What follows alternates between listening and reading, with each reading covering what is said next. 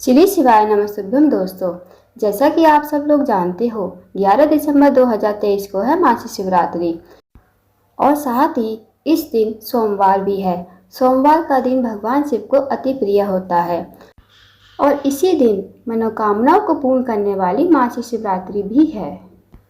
आज की इस वीडियो में हम आपको 11 दिसंबर 2023 सोमवार के दिन महाशिवरात्रि के दिन करने वाले कुछ विशेष उपाय बताएंगे। साथ ही आपको 12 दिसंबर जिस दिन स्नान दान अमावस्या है उस दिन करने वाले कुछ विशेष उपाय बताएंगे। अगर आप इन उपाय को करते हो तो आपके जीवन में बहुत बड़ा परिवर्तन होगा, आपकी ज़िंदगी बिल्कुल बदल जाएगी। आइए दोस्तों जानते हैं पहला उपाय जो आपको 11 दिसंबर 2023 सोमवार के दिन महाशिवरात्रि के दिन प्रदोष काल के समय करना है। यदि आप इस पहले उपाय को करोगे तो जो भी आप सफलता प्राप्त करना चाहते हो वो सफलता आपको जरूर मिलेगी। जो भी आपकी मनोकामना है वो पूर्ण हो जाएगी।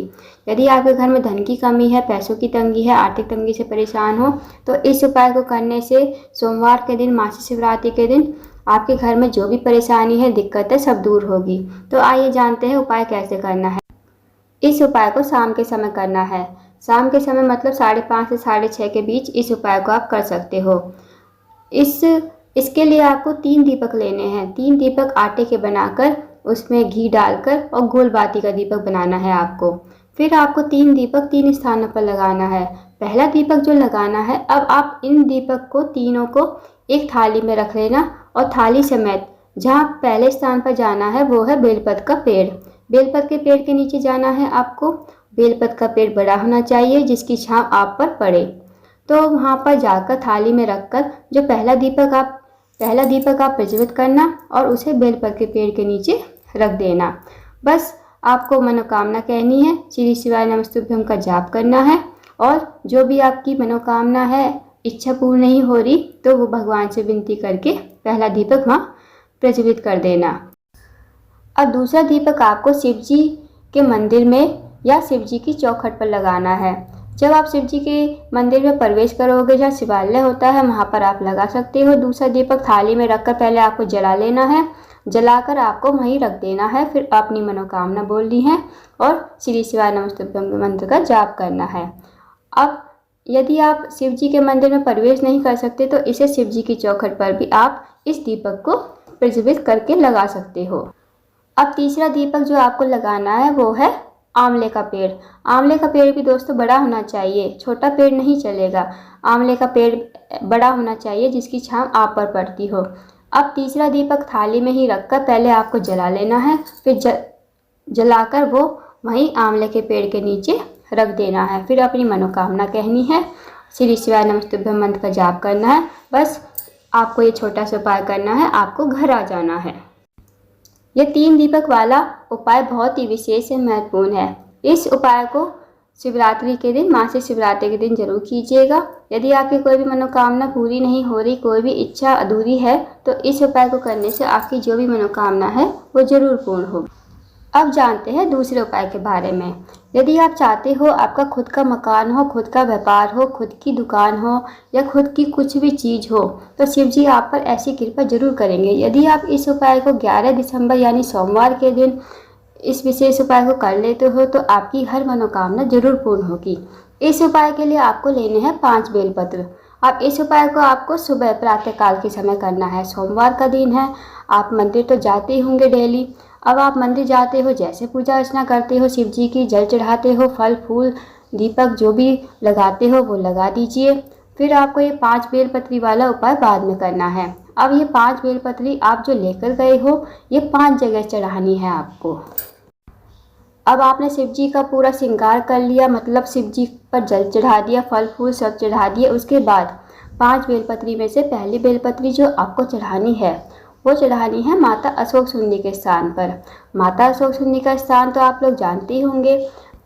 माता अशोक सुंदी का स्थान वहाँ होता है जहाँ से हम शिव जी पर जल चढ़ाते हैं, जहाँ से जल बहकर जाता है। बीच में आप देखना मोटी सी लाइन होती है, नाग देवता की तरह बनी होती है, वही माता अशोक सुंदी का स्थान होता है।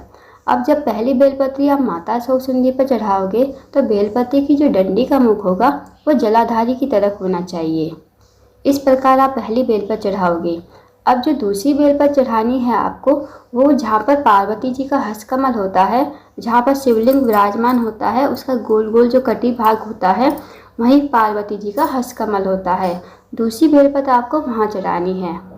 अब तीसरी जो बेलपत्र आपको चढ़ानी है, वो चढ़ानी है भगवान शिवलिंग पर समर्पित करनी है। मतलब अब जो बेलपत्र की डंडी का मुख होगा ना दोस्तों, वो होगा जैसे आप बैठे हो उत्तर की तरफ, तो आपके अपोजिट साइड विपरीत दिशा में बेलपत्र की डंडी का मुख होना चाहिए। अब आपको चौथी बेलपत्र कहाँ चढ़ानी है? चौथी बेलपत्र आपको चढ़ानी है जहाँ से जल बहकर मतलब जब हम शिवलिंग पर जल चढ़ाते हैं, जब जल बहकर जाता है लास्ट में, वहाँ आपको चौथी बेलपत्र चढ़ानी है। मतलब जहाँ से जल नीचे गिरता है, वहाँ पर आपको चौथी बेलपत्र चढ़ानी है। अब बची पांचवी बेलपत्र। पांचवी जो बेलपत्र है, वो आपको लेकर आ जानी है नंदी बाबा के पास। जहाँ भी नंदी बाबा हो शिव जी के मंदिर में स्थापित, वहाँ पर आपको पांचवी बेलपत्र लेकर आनी है।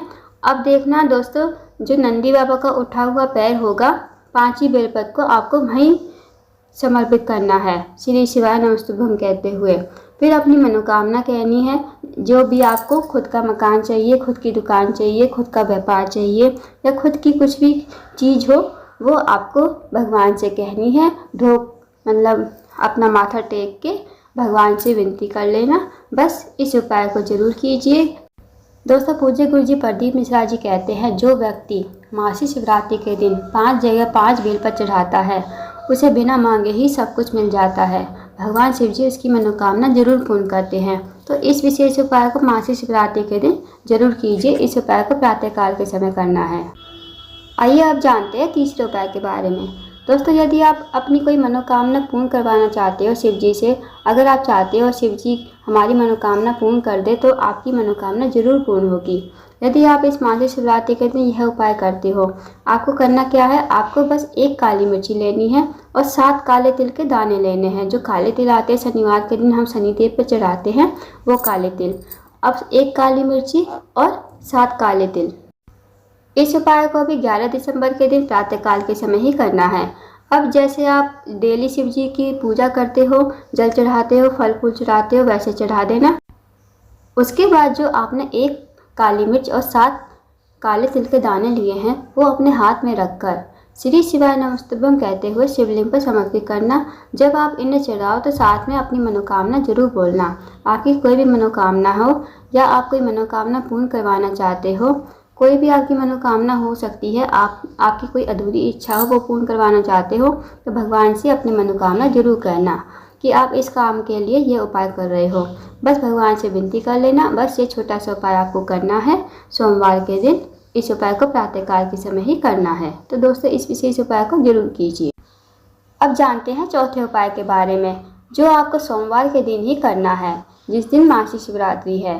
तो यह उपाय उन व्यक्तियों के लिए है, उन लोगों के लिए है जिनके शरीर में दुख है, कष्ट है, बीमारी है, बीमारियों ने घेर रखा है, उनकी बीमारी ख़त्म ही नहीं हो रही। अगर एक बीमारी ख़त्म होती है, दूसरी हो जाती है, दूसरी ख़त्म होती है तो तीसरी हो जाती है।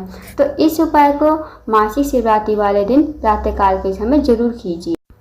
यदि ये उपाय जो व्यक्ति आपके घर में बीमार है तो वो करेगा तो बहुत अच्छी बात है। यदि वो करने में सक्षम नहीं है तो घर का कोई भी फैमिली मेम्बर कर सकता है। इस उपाय के लिए आपको 1 लोटा जल लेना है। 1 लोटे जल में आपको पहले 5 काली मिर्च डालनी है। उसके बाद गाय का दूध, चाहे वो 1 छोटा चम्मच ही क्यों ना हो, गाय का दूध ही होना चाहिए। उसके बाद 1 लोटे जल को आपको लेकर पहुंच जाना है शिव जी के मंदिर में। जब आप शिव जी के मंदिर में पहुंच जाओ तो कुंडकेश्वर महादेव का नाम लेते हुए, जो व्यक्ति आपके घर में बीमार है उसका नाम लेना, और जो भी उसको बीमारी है उस बीमारी का नाम लेते हुए ये धीरे धीरे आपको जल समर्पित करना। अगर जो व्यक्ति बीमार है वो कर रहा है तो सिर्फ कुंडकेश्वर महादेव का नाम लेते हुए आपको जो भी बीमारी है वो महादेव से कहनी है। बस आपको इस उपाय को करना है जिस दिन मासिक शिवरात्रि है, 11 दिसंबर 2023 सोमवार का दिन। तो इस छोटे से उपाय को करने से आपके जीवन में जो भी दुख है, कष्ट है, बीमारी है, बड़ी से बड़ी बीमारी है, सब दूर होगी। इस विशेष उपाय को जरूर कीजिए। आइए दोस्तों, आप जानते हैं अगले उपाय के बारे में। यह उपाय आपको स्नान दान अमावस्या यानी 12 दिसंबर मंगलवार के दिन करना है। इस उपाय को आप शाम के समय प्रदोष काल के समय कीजिए, मतलब आप 5:30 से 6:30 के बीच में इस उपाय को कर सकते हो। इस उपाय के लिए आपको लंबी बाती का दीपक बनाना है, चाहे आप मिट्टी का बना लो चाहे आटे का मिट्टी का दीपक तैयार करके अब आपको ये दीपक कहाँ पर जलाना है? आपको जलाना है दीपक जहाँ पर कुआं हो, तालाब हो, बावड़ी हो या घाट के किनारे, कहीं भी इस दीपक को ले जाकर प्रज्वलित कर देना, मतलब जला देना। और इसका जो बाती का मुख होगा दोस्तों, दक्षिण दिशा की तरफ होना चाहिए। यह ध्यान करके आप जरूर जलाना। जब आप दीपक प्रज्वलित कर दो तो भगवान से प्रार्थना करो कि हमारे जीवन में दुख, कष्ट, तकलीफ कभी ना आए, और अपने पितरों से भी प्रार्थना करो, हमसे कोई भूल हुई हो तो हमें माफ़ करे। बस यह आपको दीपक दक्षिण दिशा की तरफ मुँह करके, मतलब इस बाती का मुख दक्षिण दिशा की तरफ होना चाहिए। यदि आपके घर के आसपास कहीं कुआं, तालाब, बावड़ी, घाट वाट नहीं है तो आपको यह दीपक कहीं भी बेलपत के पेड़ के नीचे या आंवले के पेड़ के नीचे या पीपल के पेड़ के नीचे शाम के समय प्रज्वलित कर देना है। और ध्यान रखना दोस्तों, बाती का मुख दक्षिण की तरफ ही होना चाहिए, तभी आपको इसका फल मिलेगा। तो इस विशेष उपाय को स्नान दान अमावस्या वाले दिन जरूर कीजिए। जो भी व्यक्ति स्नान दान अमावस्या के दिन एक दीपक लंबी बाती का जलाता है, उसके जीवन से हमेशा खुशियाँ ही खुशियाँ मिलती है। उसके जीवन से दुख, कष्ट, तकलीफ हमेशा के लिए दूर हो जाती है। बस दोस्तों, ये छोटे छोटे से उपाय हैं जो आपको मासिक शिवरात्रि और स्नान दान अमावस्या के दिन करने हैं। इन विशेष उपाय को जरूर कीजिए। इन विशेष उपाय को करने से आपके जीवन में जो भी दुख है, कष्ट है, तकलीफ है, सब दूर होगी। अगर आपको जानकारी पसंद आई हो तो वीडियो को लाइक, शेयर, चैनल को सब्सक्राइब करें। कमेंट बॉक्स में श्री शिवाय नमस्तुभ्यम, हर हर महादेव जरूर लिखें। अगर आपको कुछ भी पूछना हो तो कमेंट बॉक्स में कमेंट करके जरूर पूछें।